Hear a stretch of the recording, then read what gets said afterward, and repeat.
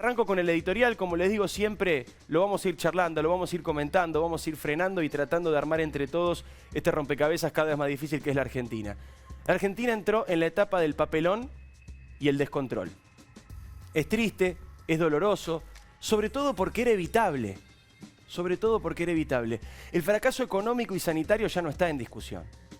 Argentina tiene los peores números del mundo en prácticamente todas las estadísticas que elijamos.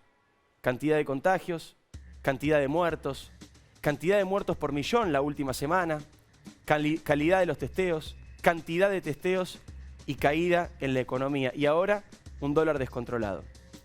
Esta semana Axel Kicillof protagonizó un verdadero papelón que se transformó en la mejor metáfora para explicar por qué el gobierno entró a este pantano del cual no puede salir. Fíjense lo que pasaba con Kicillof y prestemos atención a lo que ocurría después.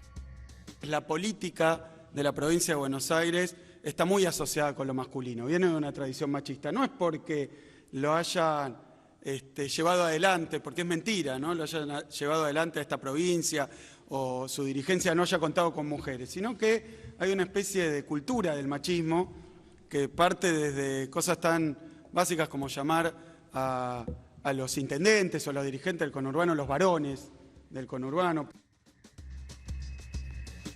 Ya saben cuál fue el error, ¿no? Una cosa es varón con B corta, que habla justamente de los varones, de los masculinos, de los hombres, y otra cosa es varón con B larga, que es un título nobiliario, se refiere a los varones, es una manera despectiva de llamar a los intendentes del conurbano. El problema no fue el error, que le puede pasar a cualquiera, no debería pasar, pero puede pasar. El problema, y lo verdaderamente grave y esclarecedor a este punto, es la explicación de Kicillof, muy enojado. Fíjense, compartamos una partecita, es un hilo larguísimo en Twitter, pero quiero que compartamos algunas partes. Básicamente lo que dice ahí Kicillof es que él hizo todo bien. Él hizo todo bien, él no se confundió. Y no solamente no se confundió, sino que además la culpa es de los medios de comunicación, ¿cuándo no? Que los medios son los machistas, los medios son los que generan odio, porque él en realidad lo que quiso decir es que nadie habla de varonesas del conurbano. Claramente es mentira lo que dijo Kicillof y es muy fácil probarlo.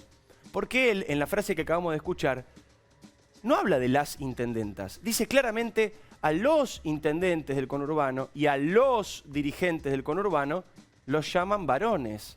Se refería claramente a lo que quedó evidente, pero él le echó la culpa a los medios de comunicación y acusó al resto de ser el responsable del error que él mismo había cometido.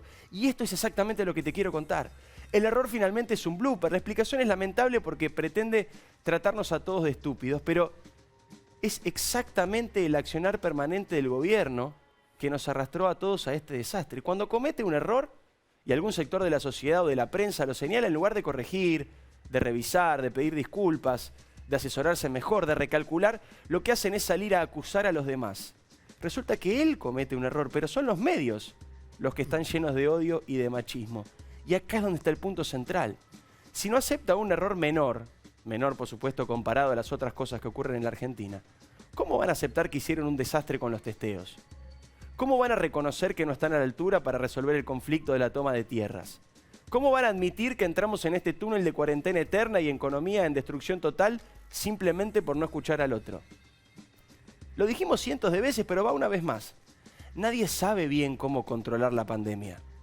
Ningún país del mundo tiene la vaca atada y ningún presidente duerme tranquilo hasta que la vacuna no llegue. Eso es cierto y nadie lo discute. El problema acá fue la soberbia, el exitismo y la irracionalidad.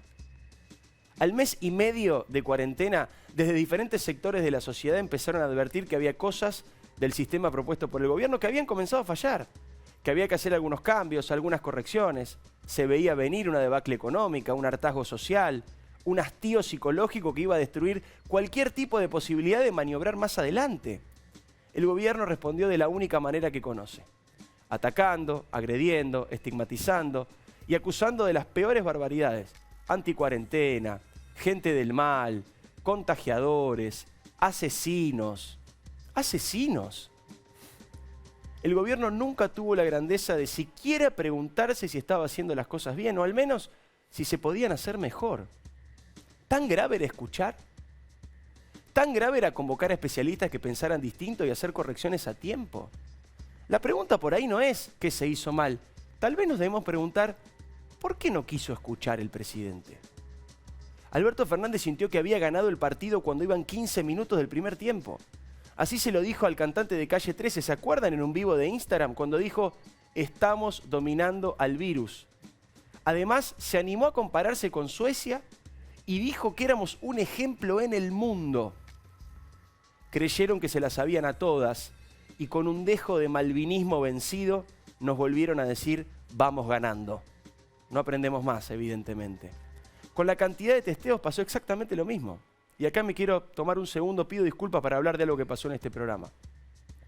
En este programa fuimos los primeros en decir que las cifras de testeos de la provincia de Buenos Aires eran dudosas, que había números que no cerraban y que la manera de comunicar los números y las técnicas de rastreo era muy pobre y deficiente y que eso llevaba a una situación técnica desastrosa.